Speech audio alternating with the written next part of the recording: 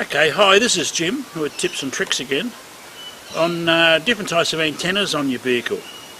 As you've probably noticed in my vehicle, I have 4 antennas across the bull bar and another couple of antennas on the back of the vehicle as well. And after I've shown you some differences between antennas and how to mount them, or where to mount them, I'll actually explain what the difference in my antennas are. Okay, this is an old 27 meg antenna sitting here, this one here. It is sitting in the middle of the bonnet, in the middle of the boot. It's a magnetic base. Now, this one here is a UHF CB, one of the 80 channel ones, the new 80 channel CBs, or the 40 channel, doesn't matter, they're both the same. Okay, now, what I want to do is explain to you the differences of when you put an antenna like that. It's in the air, it works fairly well. You won't have much trouble with that antenna, not much trouble at all. But if you come along now and stick, it doesn't matter whether it's a CB, a UHF CB or a mobile phone antenna, and you stick it on like that, right next to it like that, you're going to have nothing but grief. You'll have trouble with the radio, whether it's CB, UHF or 27 megas. You'll have trouble with the radio, that'll detune the antenna no matter what you do, and you'll have trouble with the phone. Because of the proximity of both antennas, you will actually have an overload, and you'll probably overload the front of your phone and desensitise your phone and possibly blow it up. So don't do it. The further apart it is, the better it is. A rough rule, which is not 100% but it does work, is that the length of the antenna, and you put them that far apart or more, you will find you'll get a better signal. You'll get a better operation out of the unit. The best place to put your antenna is in the centre of the roof, way up here. But I think we all know when we're travelling in the bush, an antenna up there is not a good place to put it, because when you get out of your car sometime during the day, you find it broken because you hit a branch or a tree or something like that you didn't notice. So over the years I've discovered the best place to put them is on the bull bar. When you're in the mountains in the high country where there's timber, on the bull bar where you can actually see the antenna. And if you have a habit of being able to see it, you have a tendency not to run into trees with it and break it off. It gets bloody expensive breaking them off, and believe me, I've broken more than one off over the years. Notice in the front of mine I've got 4 antennas. Now each one of these antennas is for a separate use. The one on the left here, this one here, is the UHF CB. It's about a 6 dB gain one, and I find it works very, very well. This one here is the mobile phone one, my G3, G4 mobile phone antenna, and I've actually put some more heat shrink over the joint here to strengthen it. I've done that with that one too. I do that quite often. I put more heat shrink on them because diesels, dirt roads and corrugations destroy antennas. So okay, there's the mobile phone one. This one here is the HF radio. At the moment it's got the Flying Doctor or the 737 network aerial on, but I can swap the aerial over to the other aerial. This one here is an amateur antenna with 2 and 70 centimetres, and if you had your foundation licence you could use one of these. And if you do, on 2 metres you'll have a lot more range up in the mountains than you do on CB. So okay, now let's get down to the grits of it. Each of my antennas has this little black block on it. This little black block is actually called a ferrite. And if you hunt around on the web, you can find these coaxial cable ferrites. They're about $2 each, and they're well worthwhile. And what they do is you put them on each coaxial lead at the base of the antenna, and it will stop interference from one unit to the other, any feedback down the coax and so forth, which is what's so bad for your radio. Now, these LED lights are a bit of a problem too. They generate RF, and you have to put I've got a couple of these ferrites on the leads on the LED lights as well.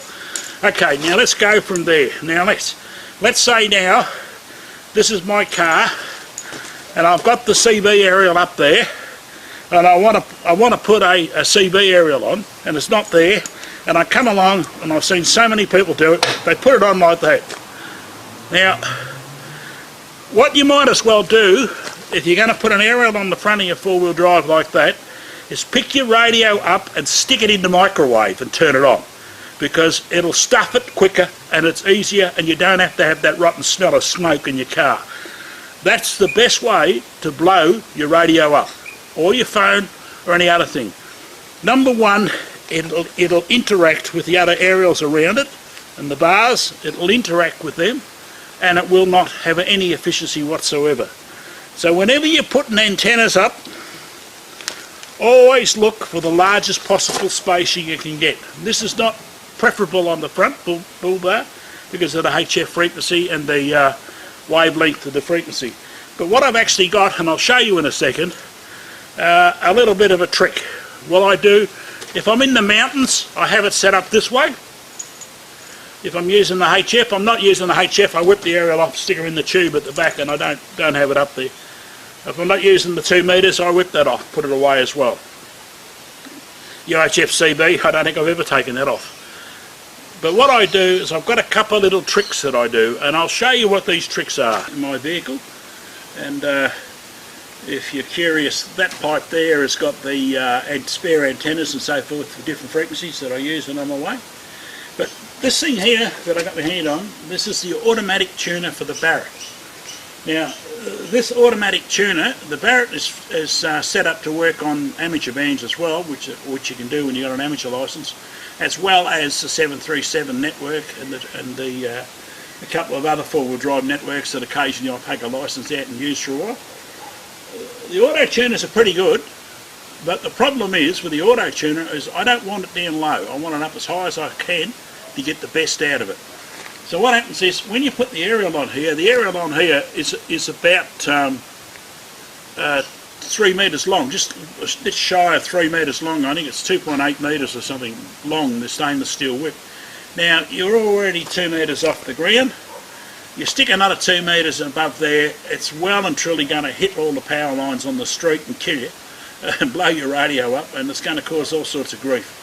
So I don't have the antenna up there when I'm in the city or when I'm in the mountains. I don't use it up there. I use it out there in the desert, because the old-fashioned rule with antennas is height is might. The higher it gets, the better it is.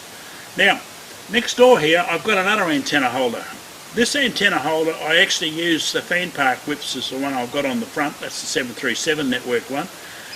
And with those antennas, you've got to move the tap, which is a little wire on the antenna. You've got to move it up and down to different places for different frequencies. So what I do quite often is I'll put a second antenna on here, connect them all together, and I can flick the switch in the radio and work the 737 network on the frequency that's set on it, and then I can go over to the amateur band on the frequency that I've set on this antenna, and I have both antennas hooked into it, and it just automatically picks up the right antenna and away it goes, and it works quite well. It's a lazy man's way of changing frequency without getting out and changing antennas. But I only ever use these points up here when I'm out in the bush, in the desert, and that's the only place I use them. And if you're curious why the yellow light's there, is that when I got the vehicle it was on there and I was going to take it off. But I thought about it for a while and I thought, nah, leave it on. If you're driving at dusk or dawn out in the desert, it's good to have a yellow light flashing, it's a bit safer.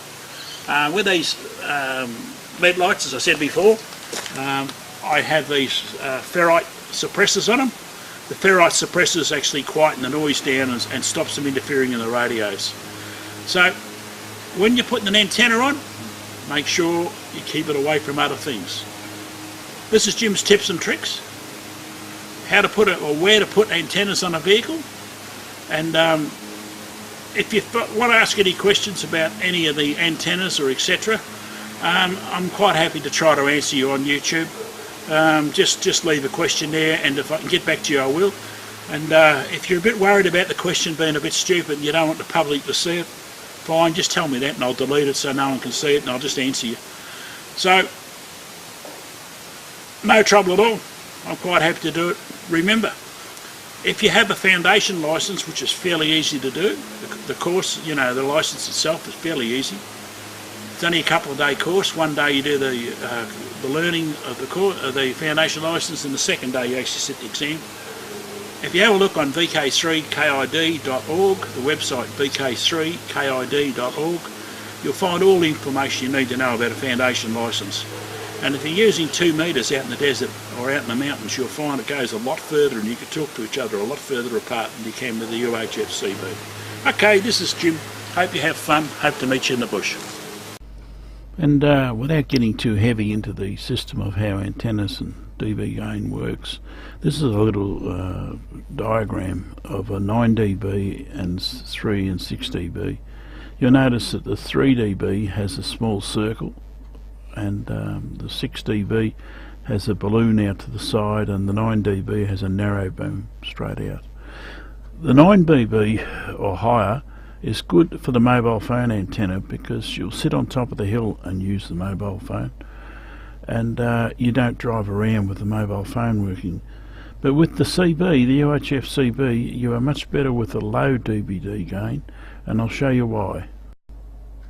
As you can see with the 3 dB gain antenna, it actually has a tendency to go over the top of the hill and down the other side, and you can talk the vehicle down the other side. But the high dB, it goes straight off over the top of the hill and off it goes into the distance, which makes it good for the mobile phone with a higher gain if you sit still at the top of the hill, but very bad for the CB. Remember, low gain for CB, high gain for the phone. So this is Jim's tips and tricks. Hope to see you out in the desert. Have fun setting your gear up.